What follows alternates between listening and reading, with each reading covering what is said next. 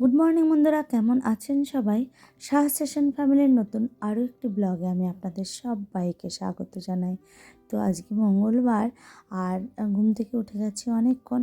ঘুম থেকে ওঠার পরে তো অনেকগুলো কাজ থাকে, সেইগুলো করে নিয়েছি আর চলে এসেছি রান্নাঘরে এসে আমি রান্না বসিয়ে দিয়েছি। যেহেতু ওরা দুজনেই স্কুল চলে যাবে, মেয়েরও টিফিনটা করে দিতে হবে। তো যাই হোক, হঠাৎ করে আমার না মন খারাপ। আপনাদেরও হয় নাকি এরকম? কোনো কারণ নেই, জানেন? কী কারণেই খুঁজে পাই না যে কী কারণে মনটা খারাপ হয়েছে। তো ওরকম এই টাইপের মন খারাপগুলো হলে না খুব সমস্যা। কারণ খুঁজে পাওয়া যাচ্ছে না, অথচ মনে কোনো কিছুই ভালো লাগছে না। তো যাই হোক, হঠাৎ করে মনে হলো তাহলে যাই তো একটুখানি মন্দিরে ঘুরে আসি। তো ওর বাপিকে বললাম যে তুমি কি আমায় একটু মন্দিরে নিয়ে যাবে? ও বলল যে না, আমার তো সম্ভব নয়, ছুটি করতে পারবো না। আর মেয়েকে যে নিয়ে যাব, মেয়েও গতকাল এখানে ছিল না, ও স্কুল ছুটি করেছিল।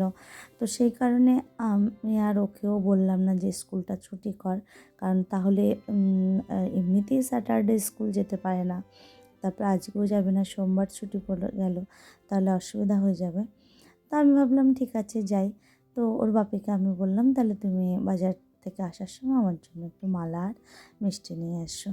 তো তাই নিয়ে এসছে। এবার আমি মেয়েকে রেডি করে দিলাম, খাইয়ে দাইয়ে দিয়েছি।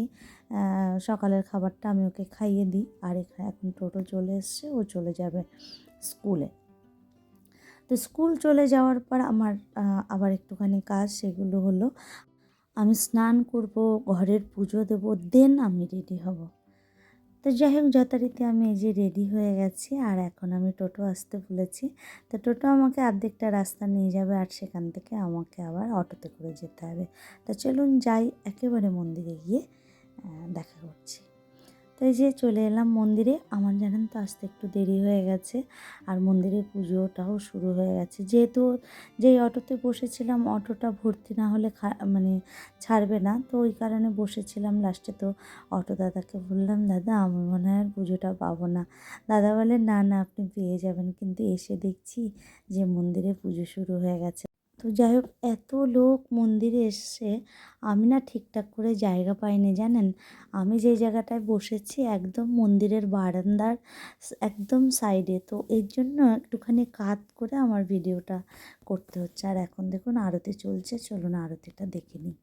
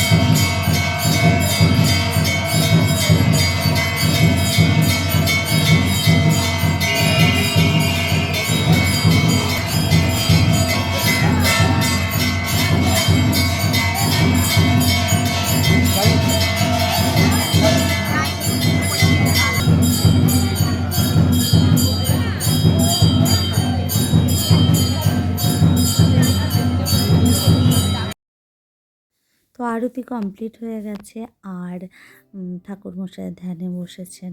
মন্দিরটা এতটাই জাগ্রত যে কত মানুষ আসে দেখুন আমি কোথায় বসেছি, সামনে অনেক লোক।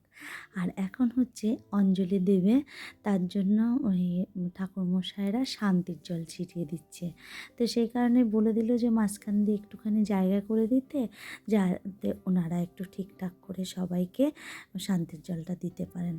এবার তারপরে যেটা দিয়ে দিচ্ছেন, সবাইকে জবা ফুল হাতে দিয়ে দিচ্ছেন আর অঞ্জলি দেওয়ার জন্য। তো অঞ্জলি দেওয়া কমপ্লিট হয়ে গেছে পরে ওনারা নামগন্ত্র দিয়ে, যেহেতু পুজোটা হয় সেহেতু ডালার গায়ে সেটা লেখা থাকে, তো এরকম মাইকিং করে করে সবাইকে ডাকেন, ডেকে তারপরে প্রসাদটা বিতরণ করে দেন। আর চলুন এখানে দেখাচ্ছি আর কি কি ঠাকুর আছে। এখানে আছেন মা মনসা, তারপরেই আছেন হলো শিব ঠাকুর। তো মা মনসা সত্যি সত্যি খুব সুন্দর লাগছিল দেখতে। আর সাইডে দেখুন কত বড় একটা শিব ঠাকুর দেখতে একটু অন্যরকম। তা আমার একটু গাটা কীরকম ভার হয়ে গেছিলো শিব ঠাকুরকে দেখে, কেন জানি বলতে পারবো না। আমি শিব পুজো করি যদিও, তবুও এরকম হয়ে গেল। আর এখন সবাই প্রসাদ নেওয়ার জন্য দাঁড়িয়ে আছে। এখানে চরণামৃত দিচ্ছেন, আবার সিঁদুরের ফোঁটা দিয়ে দিচ্ছেন। আর আমি একটুখানি একটু ভিডিও করে নিচ্ছি। এই পাশে একটা বড় পুকুর আছে, তো যেহেতু একা রয়েছি তাই আর পুকুর পাড়ে গেলাম না। মন্দিরটা ভীষণ বড় এবং চারিদিকটা খুব সুন্দর। এটা বছরে একবার পুজো হয়। পুজোতে নাকি 100 পাঠা বলি হয়, সারা রাত ধরে পুজো হতে থাকে। তো আমি একবার এসেছিলাম যদিও, তো পুজো মানে ওই বাৎসরিক পুজোর দিনে, কিন্তু আমরা রাত করিনি। তো চলুন একটু বাইরেরটা দেখিয়ে নিই। এখানে একটাই ডালার দোকান রয়েছে আর এখানে ধূপকাঠি মোমবাতি জ্বালাতে হয়। ভেতরে ধূপকাঠি মোমবাতি জ্বালিয়ে ঠাকুরকে আরতি করে নিয়ে এখানেই দিয়ে দিতে হয়। তো চলুন আজকের দিনটা আমার ভালোই কাটলো। আসার সময় আমি অটো করে এসেছি, এখন আমি যাওয়ার সময় বাসে করেই ফিরছি। দাঁড়িয়েছিলাম অটোর জন্য, তো একটা অটোতে সিট ঠিকঠাক মতন পাচ্ছিলাম না বলে দাঁড়িয়েছিলাম। তো দেখলাম বাস আসলো, তাই বাসে করে আমি চলে যাচ্ছি হাবড়ায় যেতে ওই ধরুন মিনিট 15 টাইম লাগবে, সেখান থেকে যতটুকু টাইম লাগে আমার বাড়িতে যাওয়া।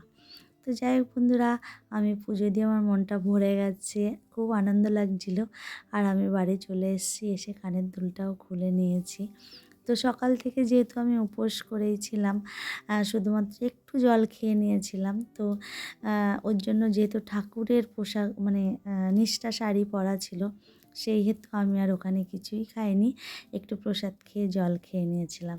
তো চলুন এখন আমি চাটা আগে ড্রেসটা চেঞ্জ করব, তারপরে চা খাবো। তো চা না খেলে আমার হবে না। তো যাই হোক আদা গোলমরিচ দিয়ে চা বসিয়ে দিয়েছি, এখন জল ফুটে উঠেছে আর ওর মধ্যে আমি এখন চা পাতাটা দিয়ে দেবো। তো চা পাতাটা দিয়ে কিছুক্ষণ আমি রেখে দেবো, তারপরে আমার চাটা হয়ে যাবে। আর এই যে চাটা করে নিয়েছি, এটাই হচ্ছে আমার এনার্জি বুস্টার।